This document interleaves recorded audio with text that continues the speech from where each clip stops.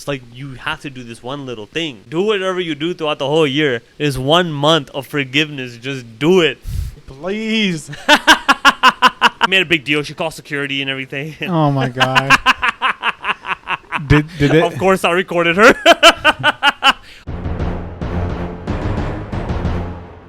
I was going to skip today in general and just not wake up because I was so freaking tired yesterday. I was like, that is probably not a good idea. I should probably do that. Yeah. So how is it that when we fast during Ramadan, it tends to seem like it's easier than normal days when people try to diet or people last without water for a couple hours? They start to become super dehydrated. Their stomach starts to growl, and they just begin to suffer. How is it that when we're fasting, there's no such thing as that? Spiritually, in the spiritual sense, Mm-hmm. Allah makes it easy. Alhamdulillah, man. Okay. I don't get that.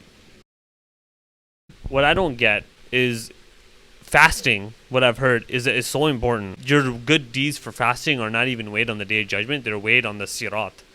And the people who are falling from the Sirat, which is the bridge that is above hellfire, people who are falling into the Sirat, what I heard is that Allah subhanahu wa ta'ala doesn't allow the person to fall. And He says that because this person fasted for me, that deed was so beloved to me, me personally, I'm going to literally just take him up, even though he's supposed to go to hellfire, and even though he failed on the Day of Judgment, basically, I'm going to take him to paradise just because of that.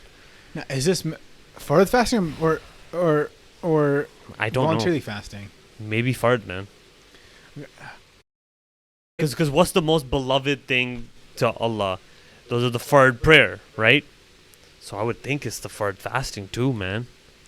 The people who fasted during Ramadan but didn't pray, I guess, are the ones going to Jahannam in this situation. Like, where do you have to be to go to Jahannam, And then make but it to still be Jannah. good enough for Allah to you fast or someone bring you up? Like, what? Where does that line? I'm trying to Yeah. find that line. Well, keep in mind, there's some really weird people in this world.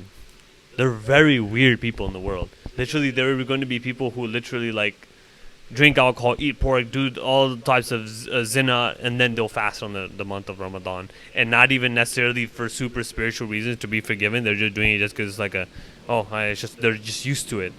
There's people who drink alcohol, who do all these totally haram things, but they're zabiha only. They're very interesting types of people in this world.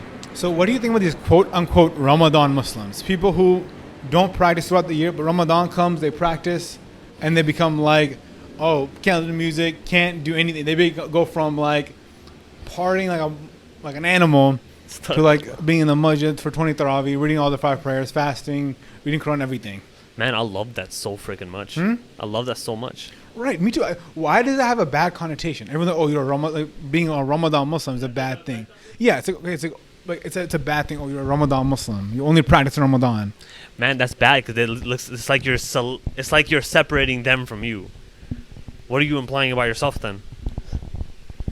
Scary moment to be. It's a self-reflection type moment. In my opinion, if a person who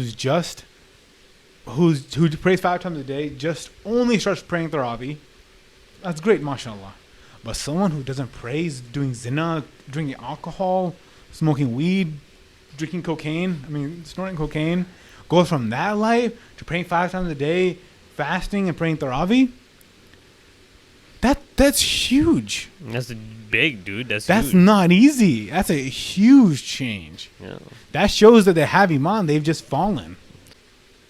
So now, when these people revert back to their old selves, now what?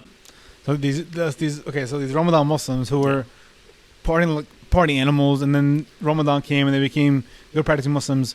When Ramadan ends, they become party animals again. Now what? Man, the thing is, I think that some part of Islam must have stuck, right? Some type of habit, some type of awareness in their mind probably clicked.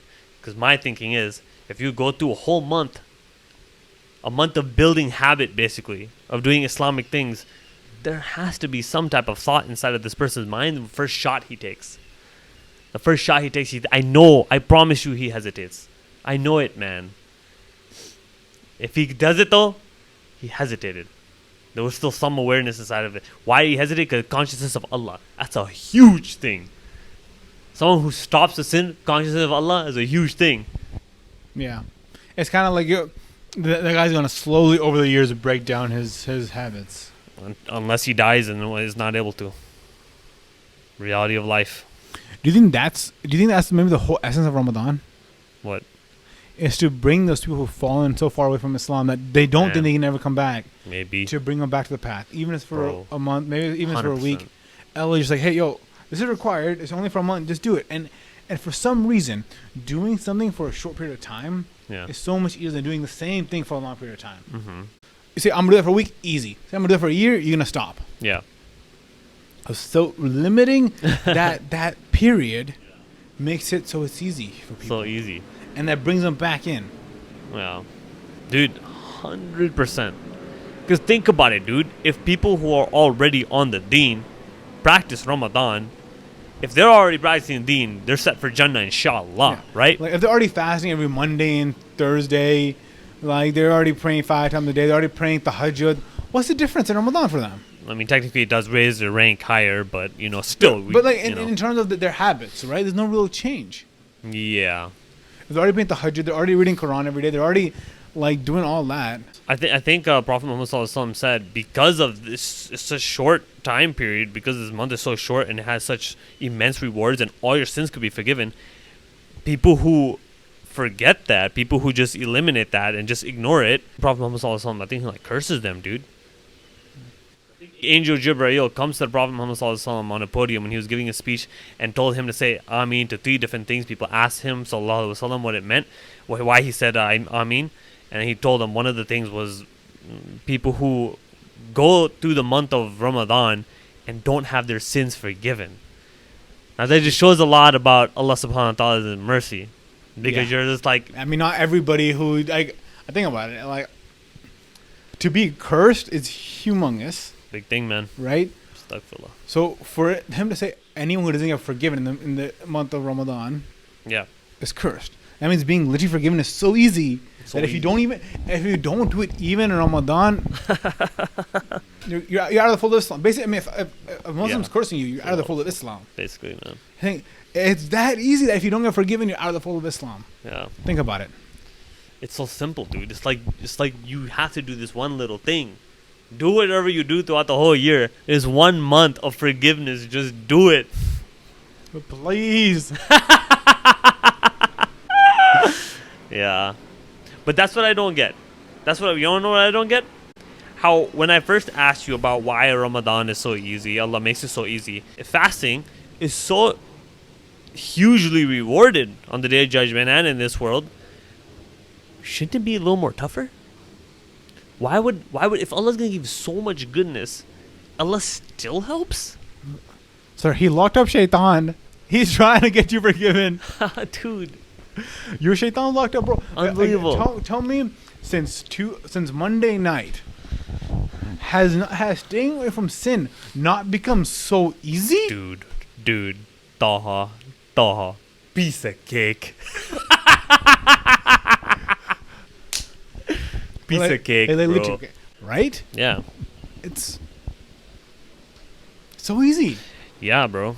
Hey, man, I don't know if my fast is valid after this one situation that happened literally just yesterday. Okay. Yesterday, there was a lady, a clerk, or someone who's at the doorway letting me enter this building. Okay, there was only a certain amount of people allowed at a certain time.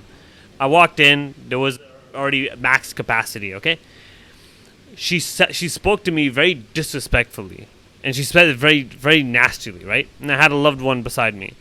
And personally, I feel like if you talk very disrespectfully to me or one of my like loved ones, like family members next to me, I just become very defensive. I become offensive, obviously, you know? And so she was speaking very disrespectfully, so I kind of like hit her back. So what I did is I didn't necessarily get mad. I just beat her at her own logic, you know? She said certain thing. Although, what do you mean? She said she can find it through the map. I said, how's she going to find it through the map with this construction going on over here? And she said, there's construction doesn't come in the way. If you could read the map, there wouldn't be a problem. So I grabbed the map, and I said, show me. She says, this way, if you take it, it's wrong. You have to take this way. And I said, no, hold on, that's my point. If she followed the map, she would have ran into instruction. She would, yeah, but she has to take the other way. And I said, but how is she supposed to know that if she followed the map like you said originally? She didn't know what to say. And I kind of like, we made a big deal. She called security and everything. Oh my god. did it? Of course, I recorded her. Allahu Akbar. You know what Allah did? Every time I record people, every single time I record people, well, number one, they treat me wrong. They always treat me with injustice, and that's the reason why I pull up the camera. Every time, I promise you, mark my words, alhamdulillah. Every time I pull up the camera, Allah makes them do something bad on camera, just so I have a leverage in this situation. Oh, what did she because do? I'm the oppressed. In this situation, I've been oppressed. She's disrespectfully spoke to me, lied to me, and basically called me stupid. Actually, technically, she actually called me stupid. I didn't get it on camera though. But she did all this. I pull up the camera and start recording her. You know what happened? Allah is the witness. She pulled her mask down. Why? She's in very formal, a very health cautious place. You are not supposed. A very, very scary moment if you take your mask off in the place where I was at. She took off both of her masks. She had two masks. It was double masks. That's to show you the the magnitude of wearing a mask in this area. After the whole argument, I zoomed into her picture in the video, paused it on the video, and showed her. Look what I got. She got so mad, she started cursing at me. It's supposed to be a formal environment. She started cursing at me. I look at her, I said, you mad now, right? No. Point of all this. Did they let you in though? I didn't walk back in after that. I didn't need to. But point of all this, I wasn't mad. I was just beating her at her own logic because she disrespectfully spoke to me and oppressed me in a sense. If this isn't mad, y'all don't want to see Mad Froz. Yeah, that was definitely not mad fraud. But I was upset, not gonna lie. I was disturbed because she disrespected me. Is my fast still valid? I'm trying to battle that. I'm trying to figure that out. Because when you're getting into a fight with somebody, Prophet Muhammad ﷺ said, hey, say you're fasting, call it quits. I don't know if my fast is valid. Because in my mind, I was oppressed. I need to say something back. Okay, so there's a difference between okay and like Ramadan okay, right? Things that are okay throughout the year are not necessarily okay in Ramadan, I feel like. Like for example, right? Like, if you walk into the haram, you can't fight at all. That's illegal in the haram. Yeah. So I don't know. I don't know. I feel like me personally, I feel like there's, maybe I need to let people step on me a little more. Where it doesn't really affect me. If it's just words, maybe I should just let it happen.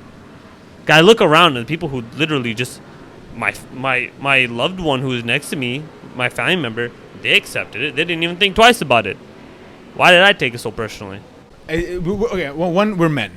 That comes with being a man. Yeah, that is true. Right, I don't even know if my brother would have said anything. I don't think he's aware that people are disrespectfully talking to him. He's not Really? focused on that. Really? I'm focused on that, always. I'm focused on manners, always. People who don't have manners, I'm so aware, and it bothers me so much. I don't say anything, but it bothers me so much. People who don't say thank you, especially when it's even their job, man. Say thank you, at least. Say have a good day. Say something. They say nothing. It's just HEB workers, if they don't say anything, there's... What? I don't know, it bothers me a lot. Yeah, it shouldn't though, dude. Why are other people's actions bothering you so much? If they say something to you, just like say something directly, like straight up, yeah, sure. But like small things, you definitely need to let go. Like them saying not saying thank you and you getting upset about that. I know you don't say anything. Yeah. But even in your mind, if you get upset about that, dude, you gotta cancel that out, dude. Yeah, That's it's like toxic. ruining my mood. That's toxic to yourself. Yeah. So how do I fix that? And keep in mind, it's not ego or anything. It's just rude people. I hate rude people. People who are rude. It's like, why are you rude? I guess it's something you gotta work on. Like when it happens, you like say, dude, it's fine. It's okay. I shouldn't be worrying about it. You have to mentally like tell yourself, not my problem. Yeah, maybe I should just separate the nice from the rude people. If someone is rude, classify as one of the rudes. I'll stick with the nice people. I guess that could work. That could totally work. I think that's a pretty good idea. Yeah, you're about to be late. Okay.